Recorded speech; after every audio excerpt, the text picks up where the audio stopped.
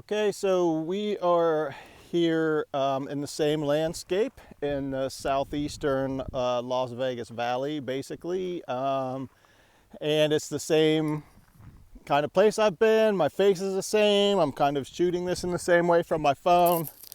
Not super entertaining, but today we're going to talk about the book of Revelation, which I hope is going to be thought-provoking and maybe somewhat entertaining. At least I think it is. Book of Revelation, last book of the Bible, abused and used and horrifyingly. I mean, you can't even imagine how much harm and pain this book and its misinterpretations have been perpetrated over the years by probably well-meaning people. At least people when I grew up, I think they were well-meaning, and it was horrifyingly misguided and damaging. So, the book of Revelation, about end times? No. What was the book of Revelation? When the Jesus movement was taking off and it was going into perpetrating into the Roman Empire, particularly in and around Rome itself. Eventually, they were persecuted by Rome. The Jesus people were persecuted. Okay.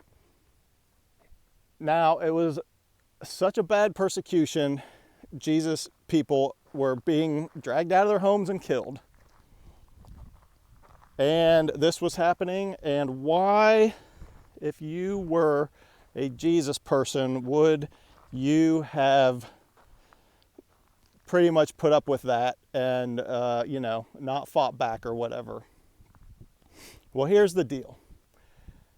If you think of, I used to wonder about how African Americans in the civil rights movement of the 60s, how did they go out and get their heads bashed in without fighting back when maybe some of them had good jobs, maybe some of them had halfway decent lives, but most of them didn't, and most of them were, as we know, discriminated against and systemically held out of job opportunities. It's certainly held out of educational opportunities, not considered full citizens of the United States, etc., etc., etc. They were not free in their own country that proclaimed it was a country of freedom. So in Rome, you have Jesus people who are looking at their lives, and they have a ruler, the Caesar, who the Caesar was called a son of God. That's how the title also got hooked over into the Jesus deal. He was a son of God. He was considered divine, and you had to follow him. And it was a culture where this divine ruler was ruling by smashing and death and consolidating power by crucifying people and killing them. And you were perpetually in fear of going against the empire. And if you didn't pledge allegiance to the empire, then your life was shit. You were on the outside. Plus, you have these temple gods and rituals, pagan, whatever you want to call them, where in some cases, let's say the god of fertility, so that would be a temple, and there would be a bunch of women would be brought in, that would be the prostitutes. So then you have a culture of where, all right, this is something that was going on in Corinthians, so this is how we know about it. So you'd have like a husband and wife at home at night, and then the husband would be like, oh, well, honey, I know we're trying to have kids. I need to go down to the temple and hang out with the goddess of fertility for a little while. The wife would be like, oh, okay, honey. And yeah, the husband would be like, boy, this is going to be a hardship tour. Oh, I have to go sleep with the temple prostitutes to get the favor of the fertility goddess.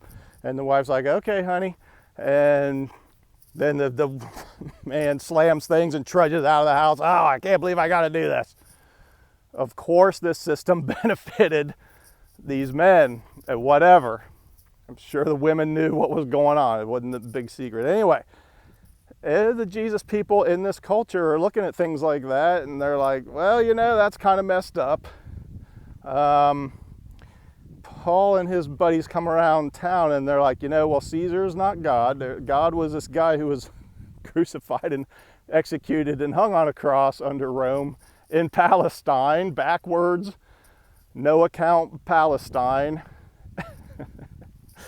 who is for the equality of all people and the good treatment of people, not the temple prostitution abuse of women and that benefits the men and these kind of things. And so Jesus people in the Rome were anybody and that heard Paul and his buddies' message would have been like, is that true? That sounds completely stupid. And then Paul would kind of tell them, it sounds completely stupid. It's almost so stupid that maybe it's true. So the other people would be like, maybe it is so stupid that possibly it's true. And so then when they were convinced that it was true, then the Jesus people's influence started to change the culture, and the greater Roman Empire, of course, did not like that. Started to persecute them, to kill them, to consolidate Rome's power as it normally did. Pretty much any empire kind of does, let's be honest. So anyway, why would the Jesus people in the Roman Empire have allowed themselves to be in this persecution? Well, it's because the same reason that the civil rights people allowed themselves to be killed and abused, because their lives had become to the point where they would rather live in freedom than have enslaved lives, whether it's enslaved to false gods or somebody who says they're a god but they're just a person and all that entails, or to be living in an empire that demands allegiance by threat and violence and fear, and they're just sick of it. So the thing is, for these Roman Christians, is they didn't have the option of fighting back. They were following a god who was, one of his main deals was nonviolence and loving your enemy. So these people were being killed so you're a Jesus person and you're seeing your husband or wife or children dragged out of the house and killed, and you would be like looking at God like, this is just a waste. This is just a horrible waste. And we don't see where God is. Shouldn't God be protecting us? God is not. Where is God? The life of my spouse is gone. He or she is dead. It was a waste. I mean, my child is dead, eaten by the lions in Rome or something. And the book of Revelation is written to encourage these people that God sees what is going on with them. There will be an eventual good made out of their suffering. There will be some kind of ultimate reckoning for what's happening. It's not the massive major hell, doom and gloom necessarily that a lot of people think that Revelation is talking about. It may be that, or it may not be. I don't think it is, because God is love. God does not smash his enemies. He loved his enemies and went to the cross for them. So why would he turn around and, so we need to think about that in theological circles, what that could mean. At any rate, there is imagery in Revelation about God smashing things and hell and a giant reckoning, but it was written as apocalyptic literature, which means it is imagery.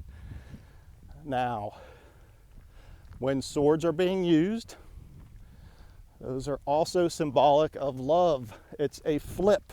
It's a flipping of the script that the people in that time period would have understood. Because if God was going to kill and smash and bloody everything, ultimately, then why wouldn't he just go ahead and ask his people to go ahead and do that and save their own lives? So there's something else going on here, something a little deeper, something a little more meaningful. and possibly a lot of statements about empire power and what that all means underneath reality. Okay, so the book of Revelation was written as an encouragement to these people going through a persecution in Rome, but it also tells us a lot about God. But it is absolutely not about end times. And it is absolutely not about, at the end of time, God smashing and killing and making a bloodbath of everybody that doesn't like God. That's ridiculous, and it needs to stop. So, with that encouraging note, I will talk to you later.